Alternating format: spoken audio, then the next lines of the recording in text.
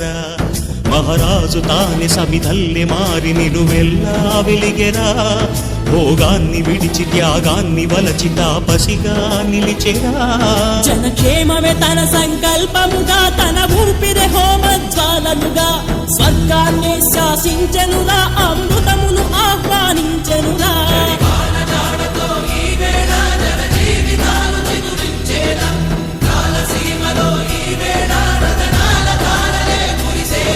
హరివిల్లు ఎత్తి కరిమబ్బు వాన బాణాలే వేయని నిలువెల్ల మనసు వడగళ్ళు తాకి కడగళ్ళే తీరని